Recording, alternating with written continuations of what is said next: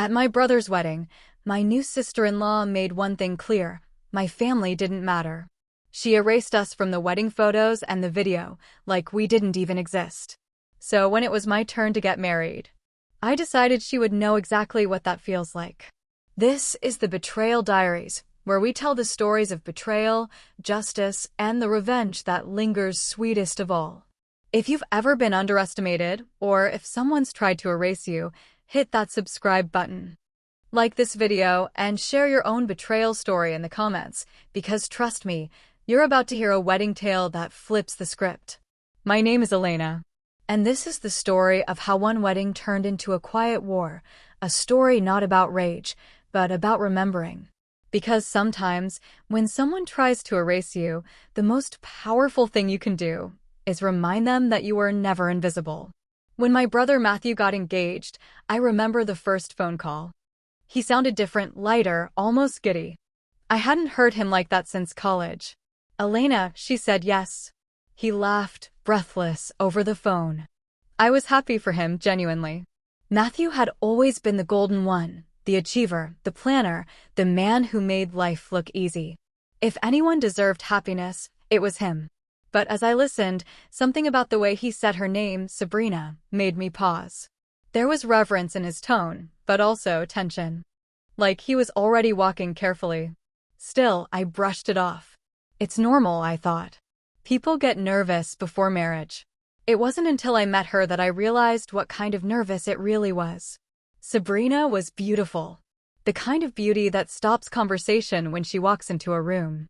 Every hair in place, lipstick flawless, smile calibrated for the camera.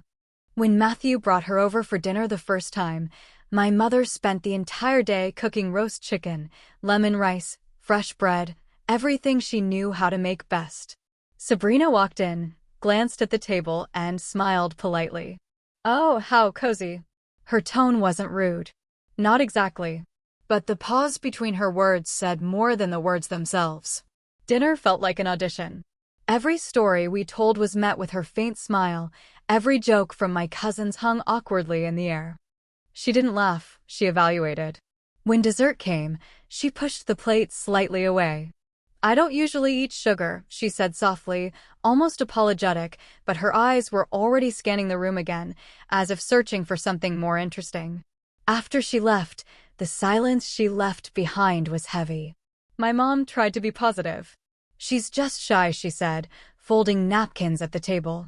"It takes time to get used to new people." But I caught the flicker in her eyes, the kind mothers get when they're trying to convince themselves of something they don't quite believe. The months that followed were a blur of wedding planning, group chats, and endless lists. Except it didn't feel like planning with Sabrina, it felt like obeying her. She had a vision for everything. The theme, the colors, the tone. Ivory, blush pink, and sage green. Soft, romantic, elevated, she called it. She didn't ask what anyone thought. She told us. The bridesmaids' dresses were to be ordered from one boutique, hers. The groomsmen were to wear ties that matched her chosen shade of pink, not one tone lighter or darker. When the email went out about family dress code, yes, family dress code, I laughed at first. I thought it was a joke. But it wasn't. She wrote, "It would mean a lot if Matthew's family could also coordinate in our color palette. I want the photos to feel cohesive." Cohesive. Like we were props.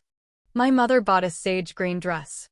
My younger sister, Leah, ordered a blush gown online that took 3 weeks to arrive.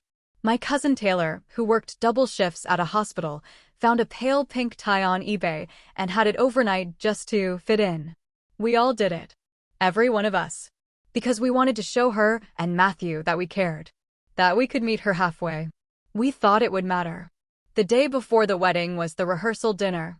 It should have been joyful. Relaxed. A night of laughter before the big day. Instead, it was the moment everything shifted. The restaurant was dimly lit, filled with that soft hum of chatter and clinking glasses. I remember Sabrina standing at the center of it, her posture perfect, voice calm. And then she said it. "Well," she said lightly, twirling her wine glass, "I don't really expect much from Matthew's family tomorrow. They don't usually take things seriously." She said it like it was nothing. a passing comment. But the words landed like stones. I felt every conversation around the table go quiet. My aunt stopped mid-sentence. My cousin looked down. My mom's smile froze. I stared at Sabrina, waiting for her to laugh, to say she was joking. She didn't. She just took a sip of wine and turned to talk to one of her bridesmaids. The room filled with uneasy laughter, that kind people use to cover discomfort. But the air had changed. The rest of the evening was polite, painfully so. But I could feel it. Everyone could. We were no longer guests. We were intruders in someone else's fairy tale. That night, back at the hotel, my sister Leah knocked on my door. She sat at the edge of my bed, barefoot, still in her rehearsal dress. "Did you hear what she said?" she asked quietly. I nodded. "Yeah, everyone did." Leah sighed, brushing a strand of hair from her face. "Why would she even say that?" "We've done everything she asked."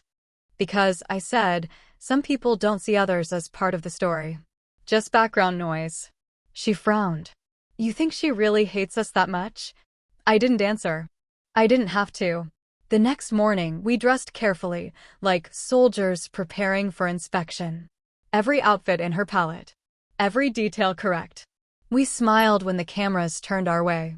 We helped seat guests, fixed boutonnieres, and held bouquets. We did everything right. And when the ceremony began, under golden sunlight and white roses, I told myself to focus on Matthew. My brother looked so happy. Nervous, but glowing. The kind of happiness that blinds you to everything else. When Sabrina walked down the aisle, she was radiant. Perfect posture, perfect expression, the image of a bride who had gotten exactly what she wanted. I told myself that was enough. That the day wasn't about me. That lie held until the photos came back. 3 weeks later, the video went up online. I remember where I was, sitting in my car outside the grocery store, scrolling through my feed when I saw it. Matthew and Sabrina's wedding highlight reel, Our Forever Begins. The thumbnail showed them kissing under the lights. It was beautiful. I smiled, tapped play, and watched the first minute. Sabrina laughing with her bridesmaids. Her mom adjusting her veil. Her dad walking her down the aisle. Then Matthew's face. Their vows. Their kiss. The guests clapping, music swelling. Her side of the family everywhere. Her friends, her cousins, her colleagues. And then it ended. 3 minutes. Not a single shot of me. Not one of Leah. Not one of my cousins. Just a 3-second clip of my parents standing beside them at the altar, stiff, smiling, out of place. The rest of us? Gone. Like we never existed. I replayed it 3 times. My hands shook on the phone. At first, I thought maybe I'd missed it, maybe there was a longer version. Maybe the photos would be different. So I waited. When the album went live, I spent hours scrolling. Her side, hundreds of photos. Every friend, every aunt, every coworker. Ours none. Not one. I sat there, the glow of the screen reflecting off my face, and I realized this wasn't an oversight. It was deliberate. We had been erased. And the part that hurt most? Matthew hadn't noticed. Or worse, he had, and said nothing. For days, I couldn't stop thinking about those photos. It wasn't just disappointment, it was humiliation. All that effort, the planning, the matching outfits, the flights, the money, all of it, reduced to nothing. I remember sitting on my couch late one night, laptop open on my knees, the wedding gallery glowing on the screen. I kept scrolling, slower each time, hoping maybe I'd missed a folder or hidden album. But no, it was all the same. Her friends, her family, us, gone. My heart sank with every click. It wasn't about vanity, it was about respect. About the quiet cruelty of pretending someone never existed. And it worked. Because I felt small. Invisible. After a while, I closed the laptop and just sat there in silence. The sound of the fridge humming in the next room felt louder than it should have. I told myself I was overreacting. That maybe the photographer just missed a few shots. That maybe Sabrina hadn't noticed. But deep down, I knew. Sabrina noticed everything. 2 days later, I decided to reach out. I crafted the message carefully, polite, neutral, impossible to twist. "Hey Sabrina. The photos look beautiful. Would you mind sending me the ones of just the siblings? I'd love to have a few for my scrapbook. Simple. Kind. No edge. I hit send and waited. 10 minutes later, my phone buzzed. Her reply popped up. Oh, we never took those. I stared at the screen. For a moment, I thought maybe I'd read it wrong. But no, that was what she said. We never took those. That was impossible. I remembered standing there on the church steps, the photographer lining us up, my mother fixing my sister's corsage, everyone laughing awkwardly as the camera flashed. So I replied, I think we did. I remember helping Leah fix her corsage before the photos. Another pause. Then her reply came. Nope, that didn't happen. Maybe you're thinking of someone else. That was it. No emoji, no explanation. Just denial. A sharp, simple rewrite of history. And that's when I felt it, the strange, hollow sting of being gaslit. It wasn't just the photos anymore. It was her pretending reality itself had bent in her favor. The weeks after that were heavy. Family group chats grew quiet. People didn't want to talk about it, but everyone felt it. My cousins joked about not matching the aesthetic, but the humor barely covered the hurt. At dinner one night, my mom said softly. She really didn't include any of us. Not even one picture. She wasn't angry. She was sad, the kind of sadness that comes from realizing kindness doesn't always earn kindness back. Dad tried to comfort her. Maybe it was a mistake, he said, but his voice lacked conviction. We all knew better. 6 months went by. Matthew and Sabrina posted anniversary photos online, beautifully edited shots of the two of them holding hands, smiling under string lights. The caption read, 1 year of love, laughter, and family. Family. That word hit me like a punch. I hovered over the like button, then scrolled past. That's when I realized she hadn't just erased us from photos. She'd rewritten what family even meant to her. And somehow, Matthew was okay with it. That part hurt most of all. Time did what time does best. It dulled the edge, but never removed the blade completely. Life moved forward. Birthdays came and went. Family dinners became shorter, quieter, full of polite smiles and conversations that danced carefully around her name. But deep down, something in me had shifted. That wound, being erased, it didn't close. It calcified. And I learned something about myself in those quiet months. I wasn't the type to explode. I wasn't the type to start drama. I was the type to wait. Patiently. Silently. Until the right moment came. It came almost 2 years later. The night I got engaged. When my fiancé, Daniel, proposed, it felt like something from a dream. A quiet evening, candlelight, his hands trembling slightly as he spoke. For a while, I forgot all about the past. I was happy. Genuinely happy. Then, the planning began. Guest lists. Venues. Flowers. And with each item I checked off, the thought grew louder in my head, that memory of Sabrina, that sting of being made invisible. I tried to ignore it. But when my mom asked, will you be inviting Matthew and Sabrina? The answer stuck in my throat. My instincts said no. My heart said maybe. But my sense of balance, that deep, quiet part of me that still remembered the ache, said yes. Because the only way to even the scales was to let her walk into a mirror of her own making. When I sat down to address invitations, I felt a calm I hadn't felt in years. I spelled every name carefully, double-checked every line. And when I got to hers, Sabrina Thompson, I paused. Then I misspelled it. Just slightly. 1 letter off. Enough that she'd notice. Enough that it would bother her. But not enough that she could ever call it out without sounding petty. When I sealed the envelope, I smiled for the first time in months. It wasn't revenge yet. Just justice, softly whispered. A week later, my brother called. Hey, I think you spelled Sabrina's name wrong on the invitation. I smiled, even though he couldn't see me. Oh? Must have been a typo. He hesitated. Yeah, she noticed. I'm sure she did. That was all I said. He moved on to talk about travel plans. But I knew that tiny mistake had landed exactly where it was supposed to. That was move 1. A seed planted in her mind. Because the thing about people like Sabrina, they don't just crave perfection. They depend on it. And every time the world doesn't bend perfectly around them, it chips away at their composure. In the weeks that followed, the wedding planning consumed me. Venue visits, tastings, dress fittings. But beneath it all, another plan was quietly taking shape. Not out of rage, not out of hate, out of memory. Because some betrayals are too elegant to be answered with noise. They deserve silence, precision, and patience. And that's exactly what I was preparing. When I met my videographer, Harper, I knew she was perfect. Warm, sharp, discreet. The kind of artist who saw stories where others saw footage. We sat together in a small cafe, her laptop open, sample videos playing in soft tones. "I don't just document weddings," she said. "I capture relationships, the real dynamics. The small moments that say everything." I smiled. That's exactly what I need. We talked about lighting, pacing, tone. Then, quietly, I told her my special request. "There's one guest I want you to pay particular attention to."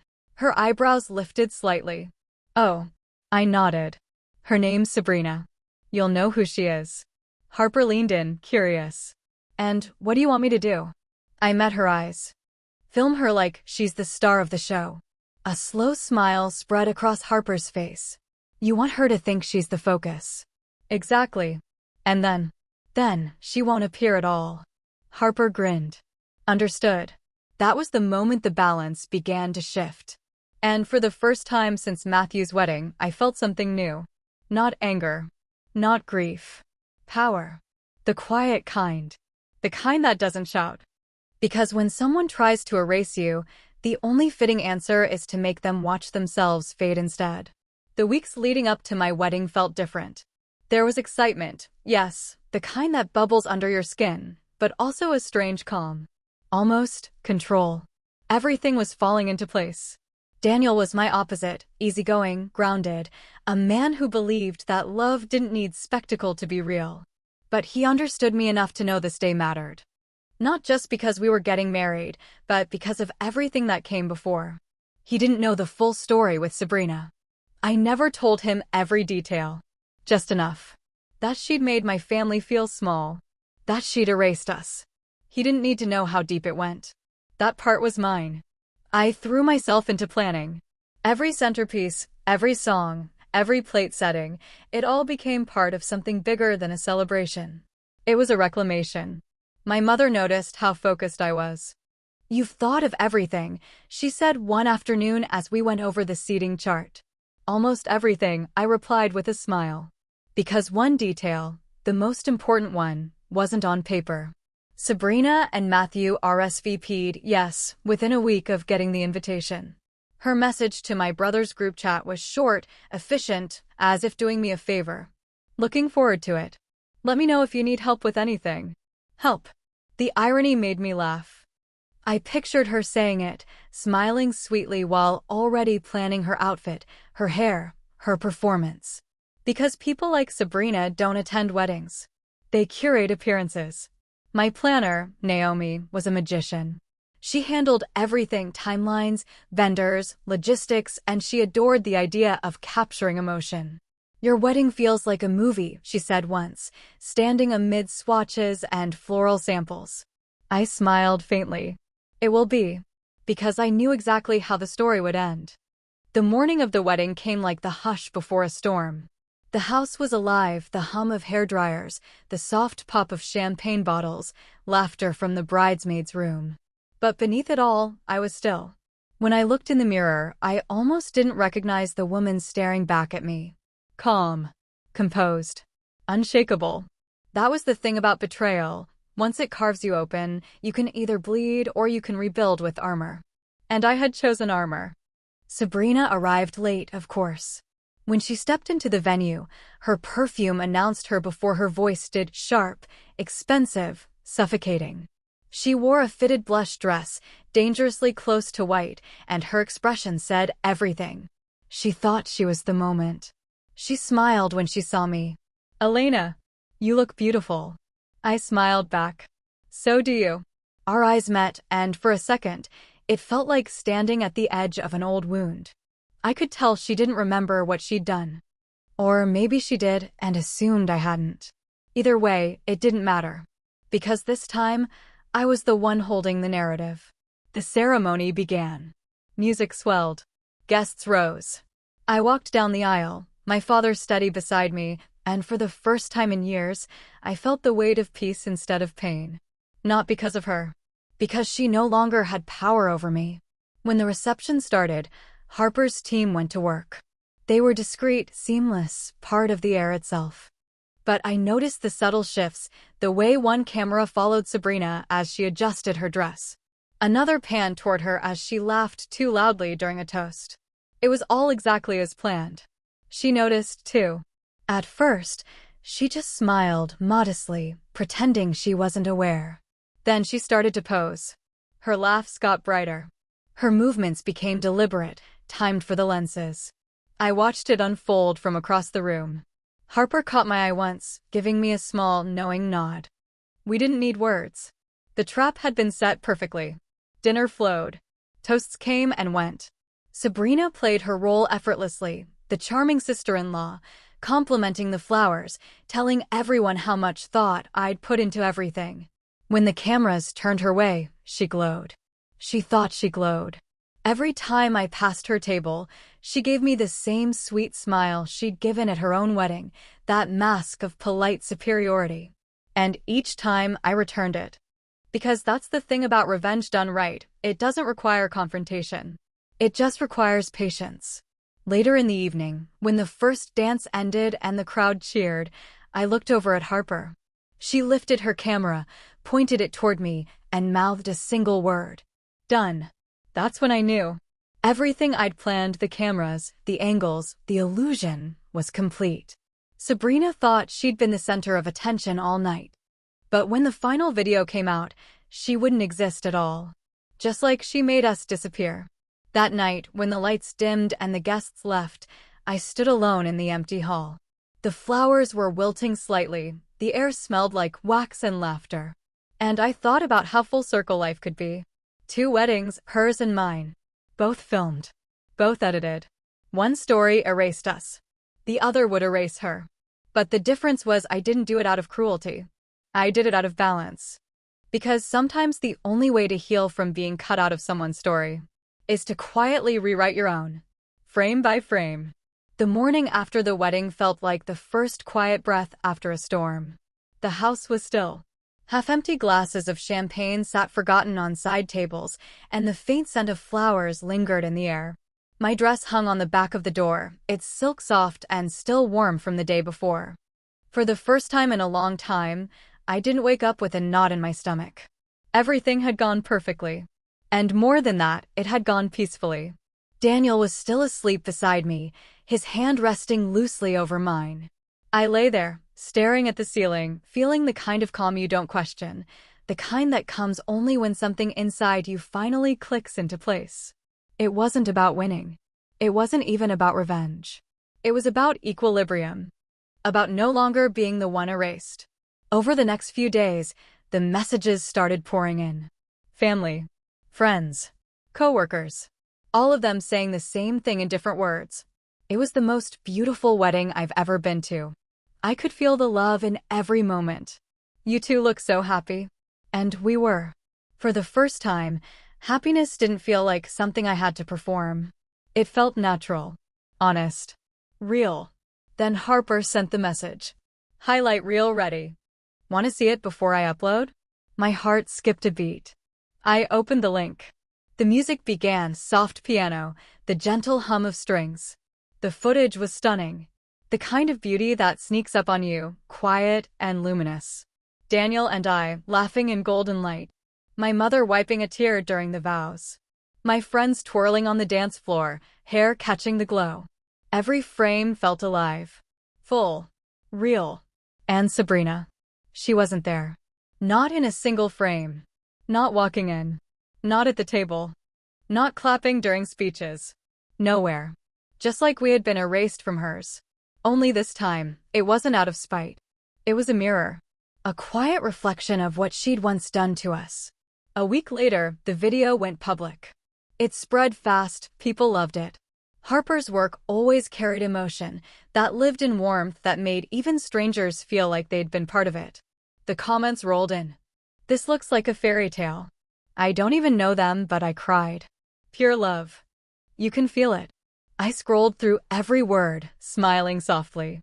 And then I saw it. One small comment. A single heart emoji from Sabrina. Nothing else. No congratulations. No compliment. Just that red heart, sitting under a video where she didn't exist. It said more than words ever could. Later that night, Matthew called. We hadn't talked much since the wedding, polite texts here and there, but nothing deep. His tone was casual at first, the way you talk when you're trying to hide the reason for the call. He asked about the honeymoon, the new house, my job. And then he cleared his throat. "Hey, Sabrina was wondering if she maybe missed the full video link?" I smiled, even though he couldn't see me. "Oh, Harper's still finalizing the long version. The highlights up, though." "Yeah," he said slowly. "She saw it. She mentioned she wasn't really in it much." "Really?" I said softly. "That's strange.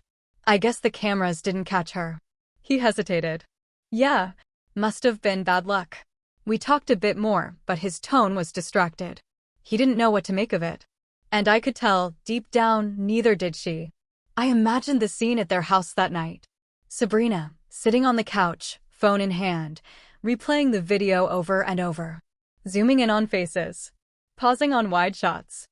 Squinting at the corners, looking for a glimpse of her blush dress, her manicured hand, her reflection in a glass. And finding nothing. No smiling shot at the table. No candid laughter during the toasts. Not even a passing glimpse in the background. She'd been there all day, all night, but in the story that lived on, she didn't exist. Exactly as she had done to us. Days passed. Then weeks. I posted more clips, little moments from Harper's footage, the kind that make people sigh and say goals. Sabrina liked every post. Commented on a few with half-hearted compliments. But she never mentioned the missing footage again. How could she?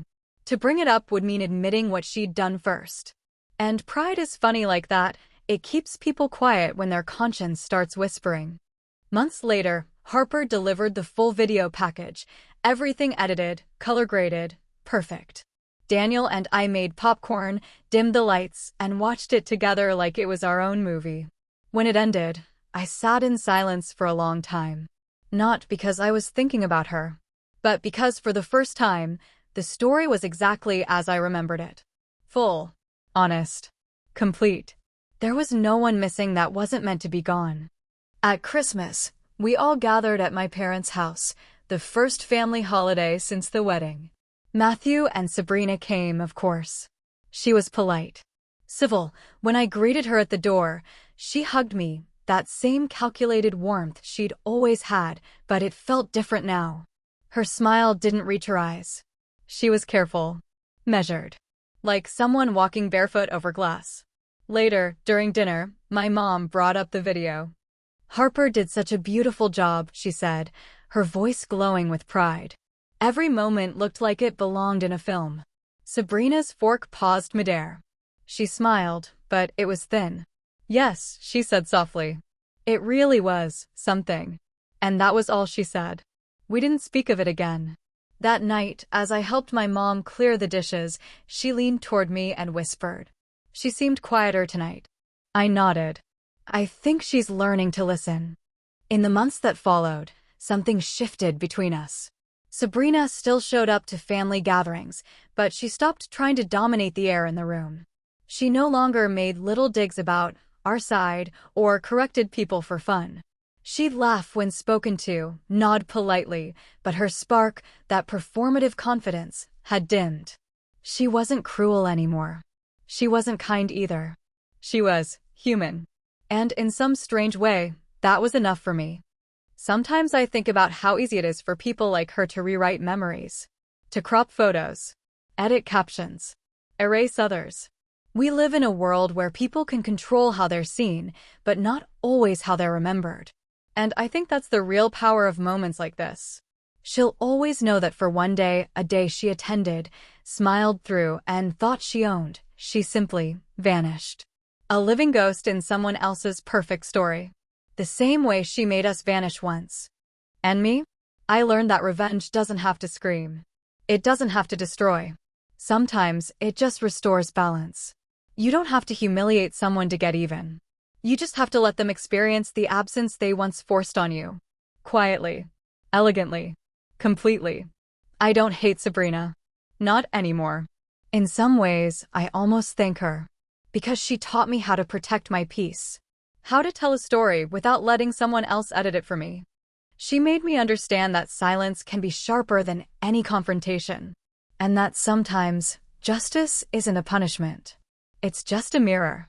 A reflection of what they gave you. Returned, frame by frame. If she ever figures it out, if she ever watches that video years from now and finally understands, I hope she doesn't see it as cruelty. I hope she sees it for what it was. A reminder that every story has two sides. And that even the quiet ones get to keep theirs. Time has a strange way of softening edges. It doesn't erase what happened, not really.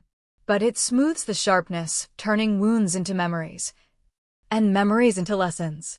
Years passed after my wedding. The videos still lived online, gathering quiet views, quiet praise. People saw love, beauty, joy, and that was the truth. But for me, every frame held something deeper. A quiet reclamation. A private reminder that I didn't need to be loud to be heard. Sabrina and I became cordial. That's the best word for it. We smiled when we saw each other. Exchanged pleasantries at family dinners. Talked about safe things, the weather, work, the latest shows. But there was always that invisible line between us. A shared history neither of us could name aloud. She never brought up the video.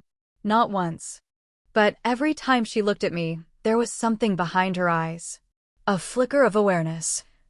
A quiet understanding that she had been seen. And that her story was no longer the only version that mattered. Matthew and I grew closer again. He didn't know all the details. Maybe he suspected. Maybe he just understood that I'd found my peace. We talked more. Laughed more. The tension that had once hung between us slowly dissolved. And for the first time since his wedding, we felt like siblings again.